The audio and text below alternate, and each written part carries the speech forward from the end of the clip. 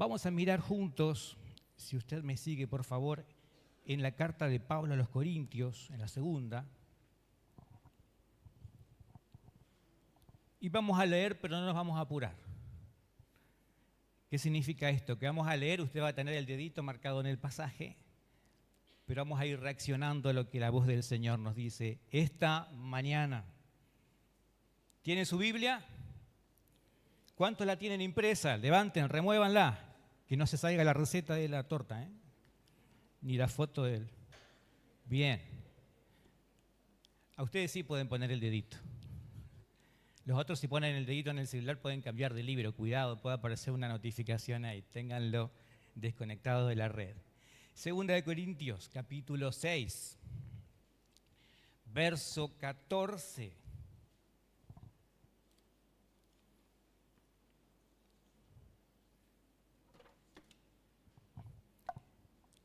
Lea conmigo, no os unáis en yugo desigual.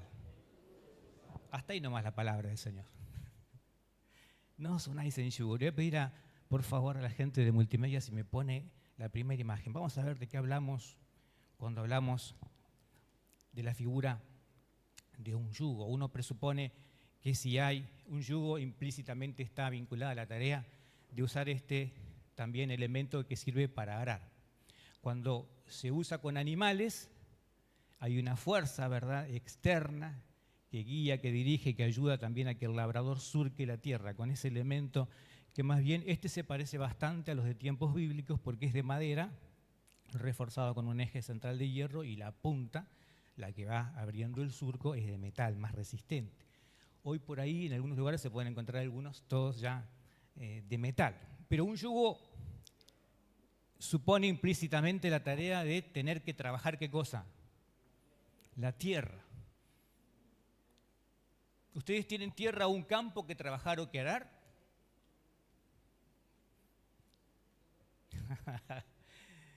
Algunos están pensando cuando dije esto en el campito que capaz tienen por ahí, por Riachuelo, o en Santa Ana, o en Santa Catarina, porque están trabajando. Pero me refiero en tu vida, en tu corazón. En la familia. Hay la responsabilidad de tomar algún elemento como este y arar la tierra. Podés mirar a cualquiera que tenga cerca y decir, vos tenés un campo, míralo, vos tenés un campo, vos tenés una tierra. Saben que el arado es una metáfora en el contexto de toda la Biblia del arar de la vida misma, porque ahí está el esfuerzo, está el trabajo que facilita luego la siembra, en ese surco va a ir la semilla, que va a hacer que después crezca el maíz o el trigo o la cebada, que después el ama de casa va a moler y hacer su harinita para cocinar su pan. Entonces es una metáfora de la vida. Y nos habla en cierta manera de la responsabilidad. Vieron que tienen dos cuernitos, ¿no? Dos manijas usted ahí para asas para afirmarse. Habla de esfuerzo para el sustento, esfuerzo para cambiar una realidad, porque la tierra hay que vencer su resistencia, es dura. Implica esfuerzo y disciplina porque no siempre se ara con tanta facilidad un terreno que otro. Los que están en el campo tuvieron que hacer esto, saben bien de qué hablo. Lo mismo arar en el Chaco que arar en Córdoba. Y este elemento así simple como usted lo ve, rústico, habla de nobleza, de sacrificio, de esfuerzo, pero también de algo que me gusta incluirlo en la figura, que es proyección hacia el futuro. ¿Por qué? Porque si hay trabajo hay comida, y si hay comida hay sustento. Y si hay sustento hay un futuro posible.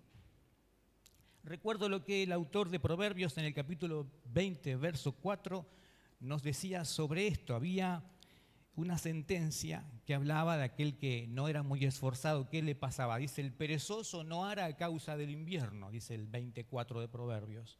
Pedirá pues en el tiempo de la siega y no hallará. Entonces, ¿qué habla y qué está metido en el corazón del pueblo del Señor y de los pueblos trabajadores en general, desde la antigüedad y hasta hoy? Que si no trabajamos no comemos. Y que si ponemos de excusa las inclemencias del tiempo o las situaciones, puede ser que dejemos el arado allí, ¿no? Así que, ¿qué le pasa al que es medio perezoso? El que no prevé para adelante, el que no toma responsabilidad de usar este elemento, está perdiendo proyección hacia adelante, está viviendo el momento y quedará la buena suerte de que cuando quiera cosechar no hay, va a tener que pedir. Así que este elemento es anterior al yugo. Dije recién, ¿cuál es el campo que hay que trabajar? Yo diría primero, tu propia vida. El campo que tenemos que dar es nuestro corazón, nuestra vida espiritual con Dios. Ahí tenemos que ablandar la tierra de las durezas de este mundo. Tenemos que dar el corazón familiar, ablandar los terrones en la convivencia, en el formar un hogar cristiano. A veces va a pasar que ustedes mandan a sus hijos a la escuela con el corazón bien aradito, la tierra bien preparada para sembrar, y allá le siembran zapallo y usted no quería zapallo. Preparamos la tierra y abonamos y trabajamos y la ablandamos para poner una semilla buena, principios de la palabra de Dios, pero usted manda a sus hijos al contexto del mundo y ahí van a querer plantar y sembrar otras cosas. O venir con otros yugos y con otras cargas, con otros arados distintos. Por eso habla de responsabilidad. Y el campo principal es el de tu corazón, el de tu propia vida. Tu futuro, ¿qué hay para adelante? ¿Estás arando bien tu campo? ¿Estás arando bien la tierra de tu corazón? Los que tienen dones, lo están puliendo y mejorando, los que tienen talentos, los que están, como dice Lucas 9:62, con la mano en el arado. ¿Recuerdan Jesús hablando con aquel joven rico que primero quería ir y despedirse de su madre y de su padre? Y el Señor le dice, todo aquel que poniendo la mano en el arado y mira hacia atrás, cuestiones pasadas, prioridades que quedan atrás, tienen que ser segundas ante la premisa de seguir a Cristo. Entonces, el que toma la mano en el arado y mira atrás se distrae, le erra al surco, ya no queda tan derecho, y puede ser que se distraiga hasta desista de la tarea de decir, pero ¿por qué no lo hago mañana? Me duele la columna, tengo 52 años, ya no tengo 20. Pero atrás está mamá, está papá, me está esperando con un buen té, hace calor, estoy todo transpirado. Cuando pensamos en el campo y en la función de arar, la responsabilidad urge de tener que hacerlo sistemáticamente para no perder el resultado de la cosecha. Hay que arar, hay que seguir arando y preparar tierra nueva. Y los que vivimos en comunidad, nosotros, nuestra esposa, nuestro cónyuge, nuestro esposo, nuestros hijos, abuelos, ustedes tienen que arar el corazón de sus nietos. Arar es preparar el corazón y las vidas para lo que el Señor en forma de potencial, que es una semilla, luego va a ser un futuro hombre, una futura mujer. Hoy celebramos el Día de la Mujer, pero hay muchas adolescentes y niñas que están en formación. Qué lindo que es arar el corazón de ellos con la palabra, venir a este lugar, la iglesia, y ser instruidos. Qué responsabilidad cuando yo te pregunto cómo está el campo, la tierra de tu corazón, del altar familiar, cómo está tu vida. Hay todavía terrones duros que ablandar. Está siendo difícil. La pregunta es, ¿aramos solos? Y la verdad que no. Desde la misma utilización de la fuerza animal, que es antigua. Reconocemos que a veces la resistencia a algún tipo de tierra precisa o la tarea se hace mejor si tenemos la ayuda de alguien más, de otra fuerza, ¿de dónde? De afuera. Arar bien tu vida espiritual, tu hogar, arar la iglesia, arar en los ministerios, arar este campo de Corrientes que es terreno ministerial para nosotros, arar en la Argentina, en Sudamérica, en el mundo en estos tiempos de crisis convulsionados. Arar no es una tarea para hacer en solitario y no es para hacerla si es que queremos tener éxito, sin la fuerza de alguien más que nos ayude del otro lado. Por eso, pensando en esto, ahí es que se concibe la ayuda de qué cosa. Vamos a ver la otra imagen, Julie, de un yugo. ¿Qué es un yugo? Ahí está, ahí viene. Ese artefacto, ¿no?, de madera que se colocaba sobre el cuello de los animales con unos lacitos de cuero para ajustar. Y ahí tenemos dos bueyes bastante gordos, ¿eh? ¿Y eso qué hacía posible? Que entonces el arado se colocaba detrás, la persona podía ir guiando a los animales o trabajar en conjunto y tener una tarea mucho más aliviada que hacerlo en solitario, con la pura fuerza humana.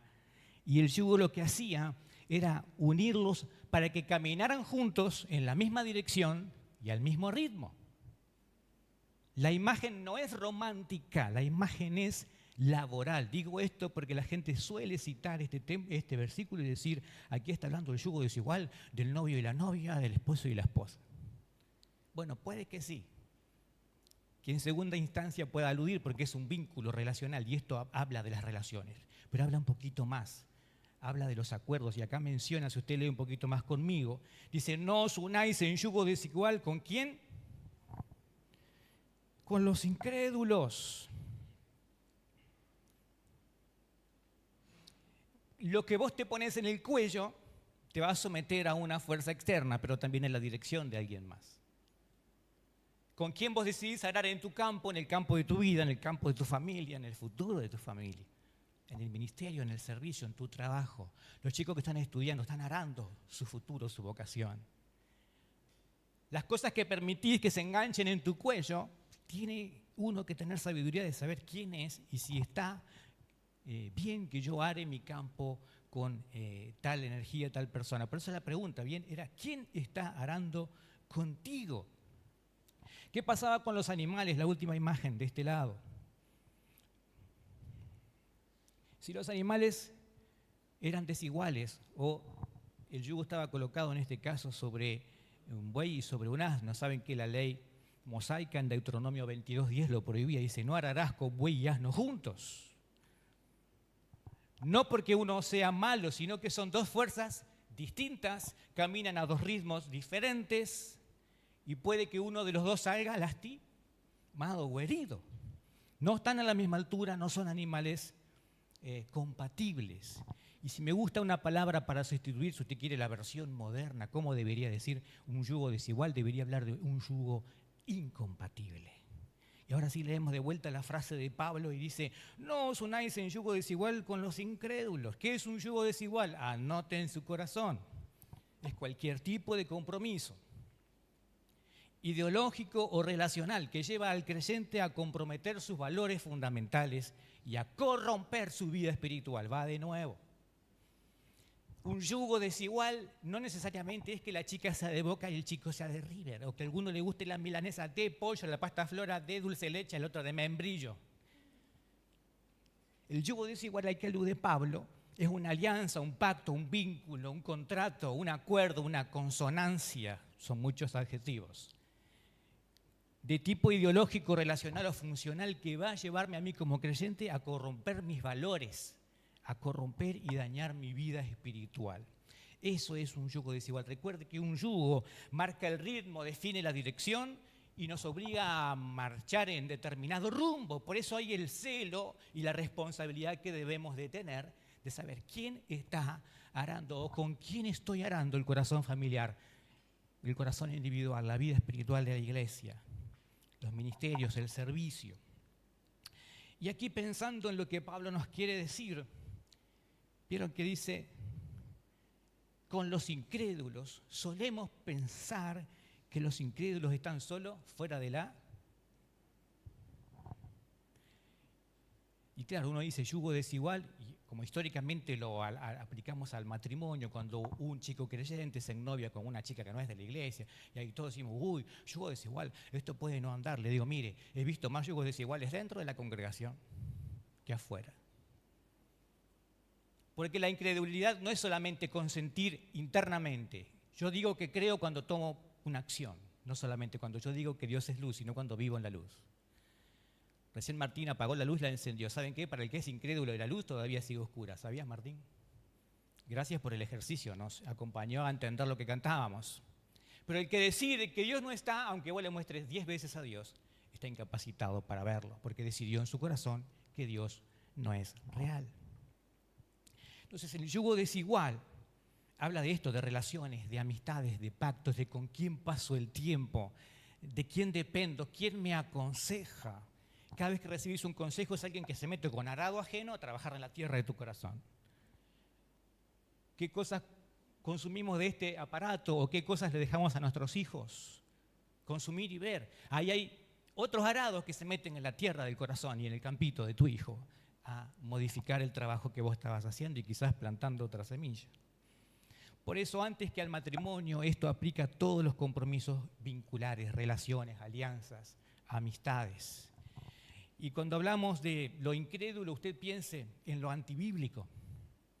Piense en las credulidades de este mundo, en las ideologías, en las modas que dañan y distorsionan el modelo de Dios en todas las cosas. Hoy es la moda de los Terian, ¿vio? Y parece broma que se pongan una máscara y finjan ser otra cosa que no son, pero ahí está la degradación de la raza, la degradación de lo que Dios hizo. Nos hizo poco inferior que los ángeles, somos criaturas y algunos hijos, no solamente criaturas. Pero el diablo quiere degradar la imagen de la humanidad al punto de que es tema para otra prédica, pero quédese con algo.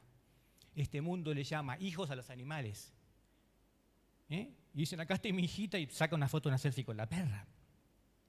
Hacen duelo por los animales, que está bien amarlos, está bien cuidarlos y quererlos, se ganan el corazón, pero nunca un animal es superior a un hombre o una mujer. ¿Y qué es lo que hace el diablo con estas modas? Venir y robar y distorsionar el modelo de Dios y decir, bueno, ahora un hombre puede percibirse animal. ¡Wow, wow, wow! Cuidado, te muerda un tigre, no está vacunado. Pero a los bebés por nacer en la panza los pueden matar.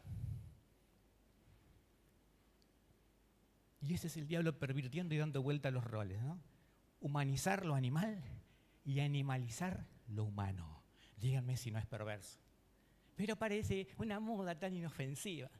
Lo mismo que todo lo otro, que la hormonización, la autopercepción de género y todo lo demás. Ahí hay una campaña contra lo que es el diseño y el modelo de Dios. Lo antibíblico es incredulidad, lo que está en contra de Dios y su diseño, lo que está en contra de su palabra y de sus enseñanzas. Por eso un yugo desigual es cuando tenemos relación con, comunión con, amistad con, concordancia con. Hay amistades que no me van a favorecer. Hay conversaciones y lugares que frecuento que van a querer arar la tierra de mi corazón, mis principios, no solo espirituales, sino morales.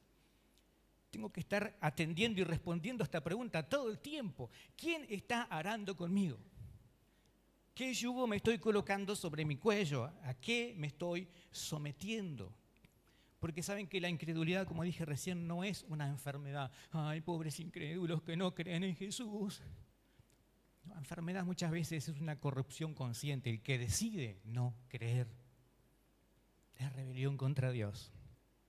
Es decidir, como decía el ateo, ¿no? Decide el ateo muchas veces, Dios no existe. Porque si yo saco el factor Dios del medio, no hay nadie que me regule ética, moral y principios. Al decidir no creer en Dios, me queda la vía libre para, con la bandera de la libertad, autopercibirme lo que quiera, legislar lo que yo quiera, porque no hay Dios. Entonces, ¿quién me dice a mí lo que está bien y lo que está mal? Noticia para la iglesia. Predicar el Evangelio también es anunciar un código de moral, de ética y de vida espiritual conforme a la palabra y principios de Dios. Y solo quien quiera prosperar y irle bien en la vida, tiene que dejar que el que are la tierra con él sea el Señor y no cualquier yugo de este mundo. Por eso la incredulidad muchas veces es eso, quitar a Dios y decidir muchas veces mirar lo que está escrito incluso delante de nuestros ojos y decir, si estoy consintiendo solamente intelectualmente o estoy creyendo. Porque adoramos muy lindo, pero a veces creemos lo que estamos cantando.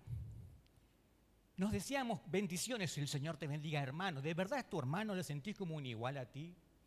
Saludamos a la mujer recién. ¿De dónde creó el Señor a la mujer? Ni de la cabeza para que se sintiera superior al hombre, ni de los pies para que se sintiera inferior al hombre, sino que de una costilla de su costado para que sea una igual a él. Ahora todavía hay gente que decide creer que la mujer es un rango inferior. O al revés, la moda del mundo, la mujer empoderada. Y el hombre un pichicho con soga, para acá, para allá, para acá, para allá. ¿Se entiende? La corrupción habita alrededor de nosotros. Son arados que se meten en la tierra de tu corazón, que están arando el corazón y las convicciones de tu familia, de tus hijos y de todos alrededor. Por eso la incredulidad a veces tiene trajes donde no nos damos cuenta, estamos diciendo que Dios todo lo puede, que Dios hace milagros, lo decimos musicalmente, pero en mi corazón sigo siendo un incrédulo ante la palabra. Por eso siempre pienso en el Salmo 1, no es un salmo solamente para varones porque dice, bienaventurado el varón que no anduvo en consejo de malos, ¿no? Ni en camino de pecadores, ni en silla de burladores, escarnecedores se ha sentado, sino que en la ley del Señor está su delicia y en ella medita de día y de noche. Será como un árbol plantado junto a las orillas del río Paraná. que da su fruto en su tiempo y su hoja no cae. Si usted quiere ver el ejemplo de cómo es una vida donde hay un buen arado de tierra y de corazón, es este ejemplo, el fruto que da el árbol que está bien plantado, con buenas raíces, cerca de la fuente de autoridad y del agua, y que da frutos. Por eso, cuidemos nuestras relaciones, amistades, dependencias. Pablo lo que está diciendo, al decir no os unáis en yugo desigual con los incrédulos, está diciendo cuidado con quienes hacen yunta. ¿Vieron lo que es una yunta de bueyes? Lo vimos recién ahí. ¿Con quién andas haciendo yunta? Y a veces que se ve por los estados de WhatsApp, pero qué lindo que vos puedas ser inteligente, sabio, sabia y decidir con quién estás haciendo yunta, no solo en la compañía social, en un paseo ocasional, sino en tu vida, en quién estás formando los valores en tu casa, en tu corazón. Y en esto de hacer yunta, Pablo dice, no lo hagan con los incrédulos. ¿Saben por qué? Porque alguien va a terminar influyendo en alguien. ¿Quién influye en quién? Porque la Biblia, Pablo no está diciendo que no tenga trato con el vecino o que me aísle una burbuja como en tiempos de la pandemia. Está diciendo cuidado con quién haces alianzas, pactos, concordancia, con quién tenés comunión, con quién tenés concordia, es una palabra que aparece después. Alguien va a terminar influyendo en alguien, o vos en el mundo o el mundo en ti, iglesia. No, pastor, yo me voy con esas personas y estoy tratando de ser luz. Cuidado que no se termine de apagar la luz tuya. Como Dios le dijo al profeta Jeremías, conviértanse ellos a ti, no tú a ellos. ¿Quién influye en quién? ¿Dónde estás siendo influenciado y dónde tú eres influencia? ¿Nosotros a la ideología o la ideología a nosotros? ¿Transformamos al mundo o permitimos que el mundo nos transforme a nosotros? Por eso dije, es un error creer que la incredulidad está solamente en aquel que niega a Jesús. Aún en nosotros que andamos en el camino y queremos arar bien, hay veces que decidimos, por ejemplo, creer algunas verdades y otras no. ¿Sabe cómo se llama eso? Herejía. El principio de toda herejía, de toda enseñanza falsa, de toda doctrina torcida, es decidir no creer algo que Dios dice y en lugar de eso aplicar otras interpretaciones. O sea, se declara incrédulo de lo que dice allí. Incredulidad dentro de la iglesia, de las iglesias en forma de herejía o de malas enseñanzas, hacen que las personas vean una verdad pero decidan no creerla porque de hecho, aunque consientan intelectualmente, no viven según ella. Usted piense, el evangelio de la prosperidad. Para creer en que Dios es prosperador y que la pobreza es pecado, yo tengo que desplazar muchas verdades. Tengo que arrancar de la Biblia textos como dice, no acumulen tesoros en la tierra donde la orina y el orín y el moho corrompen, sino hagan tesoros en los cielos. Tengo que sacar, cuando Jesús habla de la humildad, de la mansedumbre, del contentamiento, y entonces poner en lugar de una verdad otras enseñanzas. Para hablar de la doctrina de un Dios permisivo que me permite todo, que le puedo hablar de che, de tú, de papito y de no sé más, porque Dios es buena onda y me perdona. Para eso yo tengo que quitar muchas veces principios y leyes y verdades de la palabra de Dios, donde Dios se advierte y nos dice por medio de Pablo, cuidado, Dios no puede ser burlado, todo lo que el hombre siembra, eso cosecha. Cuidado que el pecado, Romanos 3:23 y 6:23, tiene consecuencia, la paga del pecado es muerte, separación. No hay términos medios, no hay grises. Me gusta lo que dice Gálatas 1, del 6 al 9. Vamos a volver al texto original después para ver las preguntas que Pablo hace. Estoy maravillado de que tan pronto os hayáis alejado del que os llamó por gracia de Cristo para seguir un evangelio distinto, diferente. No que haya otros, sino que hay algunos que os perturban y quieren pervertir el evangelio de Cristo. Más aún, si aún nosotros o un ángel del cielo los anunciare otro evangelio diferente del que os hemos comunicado, sea anatema, esto es maldito. Como antes os hemos dicho, también ahora lo repito, si alguno os predica diferente evangelio que el que habéis recibido, sea maldito. ¿Dónde está la incredulidad? Adentro de algunos templos y de algunos púlpitos y altares donde se desplaza una verdad para enseñar una herejía. Somos los incrédulos. Nadie va a cantar eso. Pero usted está creyendo, diciendo que sí a algo que es anti el diseño de Dios, la moral de Dios y los principios de Dios. ¿Sabe qué? Ya la tierra de su corazón está descuidada. Ya hay necesidad de cambiar. de hacerse la pregunta, ¿quién está orando conmigo? Por eso cuando hablamos de yugos desiguales, vieron que no son solamente las relaciones afectivas, el novio, la novia, el esposo, la esposa, sino va mucho más allá. No deberíamos tener comunión con, voy a decirlo así como está en mi resumen, ¿cierto? Con ningún proyecto cristiano que niegue el señorío de Cristo, con ninguna iglesia que enseñe herejías, con ningún pastor, porque acá decía Pablo, ni que baje un ángel, porque a veces, ¿en dónde está la credibilidad? En el rango del que nos habla. No, pero lo dijo el apóstol fulano. No, pero es una herejía.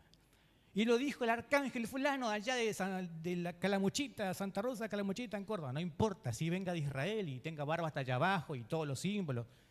Si lo dice y es otro evangelio. Si pervierte la fe, si pervierte la doctrina, ese es un yugo desigual. ¿Y qué dice Pablo? Ay, Pablo no es muy delicado. Dice, el tal sea anatema, maldito por contaminar y pervertir lo santo. No debemos tener comunión con personas, iglesias o pastores que enseñan doctrinas dudosas u otros evangelios, proyectos cristianos que aparecen como cristianos pero son turbios en el manejo del dinero, tienen mal testimonio en la ciudad y allá está usted poniendo su granito de arena. Sea inteligente, sabio, fíjese qué hay detrás. No todo lo que brilla es oro. Vivimos tiempos difíciles. Yugos desiguales son cualquier forma de pensamiento, adoctrinamiento impulsado por hombres con la finalidad de manipularte. Usted puede estar tranquilo acá esta mañana. Aquí no se manipula a nadie. Nos inclinamos y adoramos y vivimos y respiramos solamente la palabra del Señor. Yo no quiero la gloria para mí, ninguno de los que está aquí esta mañana, ninguno de los que predica, pero ¿sabe qué? Salga corriendo de una iglesia donde hay un yugo desigual. ¿Por qué? Porque se promueve la gloria del líder, el amo supremo, y no hay nadie como él. Es incuestionable porque es el ungido. Miremos las preguntas retóricas de Pablo. ¿Sabe lo que es una pregunta retórica? Volvemos al pasaje original de 2 de Corintios. Es un recurso muy habitual en Pablo, donde él hace una pregunta con la finalidad de responderle él mismo y afirmar una realidad importante. ¿Habremos de faltar el domingo a la iglesia porque es el Día de la Mujer? De ninguna manera, diría Pablo. Porque es el día en que más tenemos que venir y adorar al que vive. Así hacía Pablo, hacía una pregunta para responderla. Un recurso pedagógico instructivo. Entonces leímos hasta incrédulos, ¿vio? Ahora dice, porque ¿qué compañerismo tiene la justicia con la injusticia? ¿Y qué comunión la luz con las tinieblas? ¿Y qué concordancia Cristo con Belial? Belial es una palabra hebrea, dos palabras hebreas sumadas que significa el príncipe de los demonios, o sea, habla directamente del diablo. ¿O qué parte del creyente con el incrédulo? ¿Y qué acuerdo hay entre el templo de Dios y los ídolos? Y luego va a afirmar que somos templo del Señor. Cuando Pablo usa este recurso de la pregunta, pero además una comparación, está desplegando todo su arsenal. El apóstol Pablo está acá esta mañana con nosotros, a través de esta exposición, haciendo lo mismo. Iglesia Bautista del Amor, hermanos. ¿Ustedes creen que hay algún tipo de coinonía, compañerismo entre la justicia y la injusticia? No, son estilos de vida opuestos por definición. No se puede ser justo e injusto al mismo tiempo. No se puede estar bien y estar mal. No se puede obedecer a Dios a medias y pensar que eso está bien. No podemos consentir con algunos mandamientos y eliminar otros. No podemos vivir la vida justa de piedad y también permitirnos algún pecadito que otro de tanto en tanto porque soy débil y porque todo el mundo lo hace. ¿Qué comunión la luz con las tinieblas? ¿Son realidades físicas? Otra vez, Martín, no estábamos alineados, De vuelta. ¿Qué es la luz y las tinieblas? Dos realidades y hasta físicas distintas. Una es la ausencia de la otra. No hay términos medios. No, pastor, ¿cómo que no hay términos medios? Usted se va a esos bares, está la cena romántica, están las velitas y hay penumbra. No, penumbra no. Sigue habiendo luz, solo que tenue. Pero hay gente que sí, que se acostumbra. Un pie en la verdad y otro en el engaño. Un pie en la santidad y otro en vivo como yo quiero. Rebelión.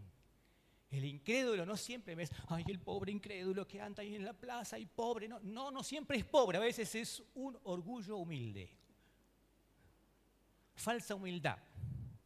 Porque él decide lo que tomar y lo que no tomar de las verdades de la palabra de Dios. Pregunta Pablo, ¿qué concordancia, no? qué concordia entre Cristo y Belial, ¿no? Entre el Señor, el verdadero ungido, Cristo, y el enemigo de la iglesia. Se usaba esto, como dije recién, sinónimo de príncipe de los demonios. Y usted va a responder conmigo, ninguna, en absoluto. No hay ninguna concordancia.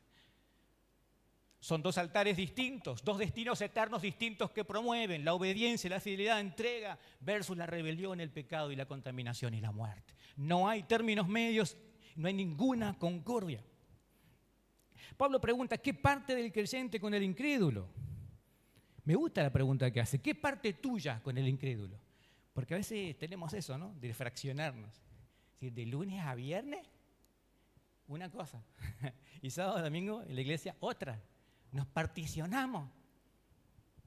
Decimos el mundo secular y a veces lo tildamos de malo al mundo, pero entre semana o en algunos contextos participamos con el pecado y con el pecador en su mismo lugar, lo cual no está mal si yo no me contamino. Pero hay veces que esto de, cuando la pregunta es ¿qué parte del creyente con el incrédulo? Asume la realidad de que a veces conectamos con Dios y nos sometemos a su autoridad y a su palabra solamente por áreas. Ah, no, pastor, en las finanzas gobierno yo. En la sexualidad, esto yo no le cuenté a nadie y no le hablo a nadie. O en tal área, o en tal cosa. Está Dios señoreando en un lugar, pero en otras partes no. Entonces pregunta Pablo, ¿y sabes qué?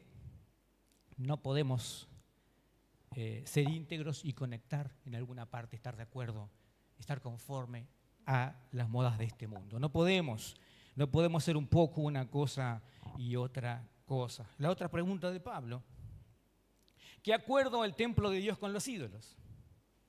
¿Qué acuerdo hay? La idolatría y la adoración a Dios no pueden estar jamás de acuerdo, no se mezclan, pues sería sincretismo, mezcla de religión, algo que al mundo le encanta. Es el tiempo más sincretista que vivimos como historia de la iglesia, gente. Fabricar religión es un Dios a mi manera, es una forma de incredulidad camuflada de religión. Yo sigo estando en el trono, yo gobierno.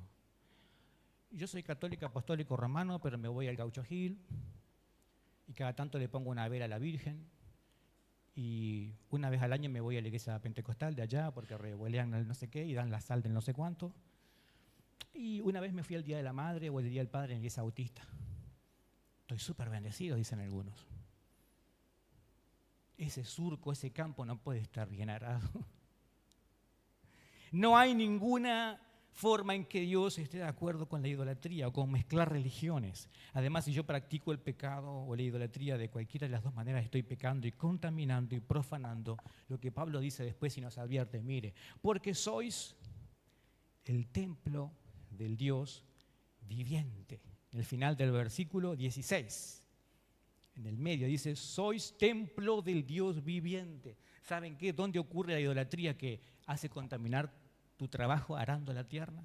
En el corazón, en el templo portátil, que yo llevo a todo lugar a donde voy. Somos el templo del Espíritu Santo, somos el templo móvil. Por eso, a la hora de compartir mi trabajo y el yugo de mi vida que está arando el campo sobre el cual tengo responsabilidad y intereses, tengo que vigilar a quién le permito yo tener incidencia sobre lo que yo estoy guardando en mi templo. ¿Sabe lo que se espera siempre de un templo? Lo que vamos a leer a continuación, pero respóndame aquí mirándome. ¿Qué se espera de un templo? Que la presencia de Dios esté allí. Que Dios habite en ese lugar. Si yo le construyo un templo como construyó Salomón al Señor, ¿qué esperaba? Lo que ocurrió, que la manifestación de la gloria de Dios hasta en forma visible llenara ese lugar. Y ahora, ¿qué esperaría Pablo de nosotros? Mire lo que dice, versículo 16 al final. Habitaré, y cita pasajes del Antiguo Testamento, habitaré y andaré entre ellos y seré su Dios y ellos serán mi pueblo. Por lo cual salid en medio de ellos y apartados, dice el Señor, no toquéis lo inmundo y yo os recibiré. Y hay una promesa preciosa, dice, y seré para vosotros por padre, y vosotros me seréis hijos e hijas, dice el Señor Todopoderoso. En el versículo 16, cuando habla de habitar, está haciendo una pequeña referencia a Pablo a Levíticos capítulo 26, 11 al 12, donde Dios promete, ¿se acuerdan en bendiciones de la obediencia? Decir que siempre iba a estar permanente y continuamente su presencia como el regalo más grande, habitar en medio de ellos. Hoy, ¿por medio de quién lo hace? Del Espíritu. Gloria al Señor. Precisás otro yugo cuando la presencia de Dios va con vos y vos sos el templo. Cuando menciona en el 17 la promesa esta dice, salid del medio de ellos y apartaos del Señor, no toquéis el mundo y yo os recibiré. En esto de recibir y de abstenerse de lo malo cita otros versículos. Isaías 52:11, en un mensaje que Dios promete liberación de la cautividad, les pide que cuando vuelvan salgan del medio de ellos, pero que no toquen nada inmundo, no traigan ningún Baal, no traigan nada de allá. Y de vuelta, no se refiere a evitar el contacto con los mundanos, sino a no permitir que su moral, su espiritualidad, se venga con nosotros ¿a dónde? A nuestro templo. ¿Se entiende? Es perfecta la asociación de ideas y de conceptos que Pablo está vertiendo aquí en el final. Y la promesa de paternidad que aparece en el verso 18 está inspirada en una promesa que le hizo el Señor a David sobre su descendencia, en su hijo Salomón. Le dije, y seré para él padre y él me será por hijo. Toda la descendencia de él sería tratada para Dios como trata un padre a su hijo. Y luego en el 43:6 de Isaías dice que hay una promesa de restauración donde Dios se atraería de los confines de la tierra a sus hijos y a sus hijas. Todo eso está en la mente de Pablo, erudito de la palabra, para decirnos, ¿para qué necesitaríamos otro yugo? Si el Señor nos promete la presencia permanente, promesas de paternidad, promesas de restauración. Los yugos de este mundo hieren porque son desiguales. Vayamos para terminar esta mañana a Mateo capítulo 11, verso 28 al 30. Los yugos de este mundo cansan, hieren y debilitan, pero hay un yugo diferente. ¿Usted se acuerda de memoria del pasaje? ¿Puede decirlo conmigo? Venid a mí, todos los que estáis trabajados y cargados, y yo os haré descansar. Llevad mi yugo sobre vosotros y aprended de mí, que soy manso y humilde, y que hallaréis descanso para vuestras almas, porque mi yugo es fácil y ligera mi carga. Ponerse bajo un yugo es permitir que otro te marque el ritmo, la dirección y el propósito. Cuando Jesús dice, hay mucha gente cansada, seguramente por llevar el yugo de la ley, el yugo de tratar de agradar a Dios por sus propias fuerzas, el yugo de ver la dureza de la vida y lo difícil que es mantenerse en integridad. Hay gente cansada y herida por cargar yugos que Dios no puso. Entonces Él dice, vengan y descansen, porque yo prometo ese descanso, pero ¿saben qué? Lleven mi yugo, carguen conmigo, pónganme del otro lado de ese yugo, que yo les voy a hacer la carga a ustedes más liviana. Recuerde, ponerse bajo un yugo es someterse también a un tipo de autoridad. ¿Con quién estás arando tu vida, iglesia? ¿Con quién estás arando tu futuro? ¿Con quién estás arando el porvenir? ¿Con quién estás arando los valores que rigen la formación en tu hogar? Yo esperaría que vos digas, bajo la autoridad de Jesucristo. Bajo ese yugo yo quiero andar, porque estoy cansada, estoy cansado, estoy herido. Emma, vení a acompañarnos con un fondo musical para esta parte, por favor. ¿Vieron que dice, porque mi yugo es fácil y ligera mi carga? Como dije recién, colocarse bajo un yugo es asumir que el otro también nos dirija y asuma algo de autoridad. Por eso no todo, iglesia, hermano, hermana, no todo el que camina cerca tuyo puede compartir yugo con vos. Tenés que fijarte con quién. Si hay esposos cristianos, los dos llevan el yugo. Si en la iglesia hay un liderazgo ideal, el pastor comparte el yugo. Pero ¿saben qué? En algún lado siempre tiene que estar Jesús. No estamos diseñados para soportar la carga de esta vida, ni las presiones de este mundo. Por eso él habla de mansedumbre, que sabe que mansedumbre no es debilidad. Mansedumbre es aprender a tener fuerza bajo control. La mansedumbre en Cristo es que vos tengas la fortaleza de decirle no a los yugos del pecado, no a las tentaciones de este mundo, no a las ideologías, no a la idolatría de algunos templos, no a otros evangelios que nos quieren imponer. Esa es la mansedumbre. No es debilidad, sino fuerza bajo control. Poder decir no a otros yugos y no sucumbir a la tentación del pecado. Y segundo, Jesús dice, porque soy manso y humilde. Humildad es reconocer que dependemos de Dios, que de Él es todo en nuestra vida. ¿Qué vamos a aprender si Jesús mismo decía, yo soy manso y humilde? Él y el Padre uno eran, uno hacía lo que el otro decía, se sometía en autoridad y en propósito al reino. ¿Qué nos queda para nosotros? Nos queda esto, y lo digo de esta manera, nos queda hoy reconocer y renunciar a todo yugo desigual, iglesia. Toda cosa que toma el lugar de Cristo del otro lado del yugo. Pensá si para mantener amistad con el mundo tenés que callarte tus verdades bíblicas, tenés que guardar silencio en la facu o con tus amigos sobre tus creencias. Si para no ofender a algún colectivo de este tiempo o ideología disimulás tus convicciones y no las defendés. Si para ser aceptado en el grupo donde estás o en tu trabajo niegas tus valores y tu fe en Jesús. Si para no incomodar a compañeros, profesores o amigos no cristianos compartés los mismos vicios que ellos, los mismos pecados, no estás arando bien tu campo y ya estás en un yugo desigual. Lo bueno es que hoy podemos renunciar a ese yugo. Hoy no vengo a señalar ningún problema sin solución, sino a decir que hoy capaz te vas a ir a casa con el cuello más livianito. No te diste cuenta que en esas alianzas, en esas charlas, esas amistades, esa gente a la que le contabas todo, eso que compartías, te estaban arando la tierra de tu corazón y estabas poniendo un yugo distinto. Hoy Jesús dice: poneme a mí a dirigir el rumbo, a marcar la pauta, el propósito y la dirección en tu vida, en tu hogar, en tu iglesia, en tu ministerio, en tu trabajo. ¿Y sabes cómo va a salir el surco? Derechito. Y no te van a dar ganas de mirar para atrás, porque el que va al lado te va a estar siempre instruyendo. ¿Qué voy a mirar para atrás si está Jesús del otro lado? Y mi cuello no va a estar lastimado, porque Él sabe mi tiempo, sabe mis fuerzas, sabe cuándo puedo avanzar mucho y qué momento preciso descansar.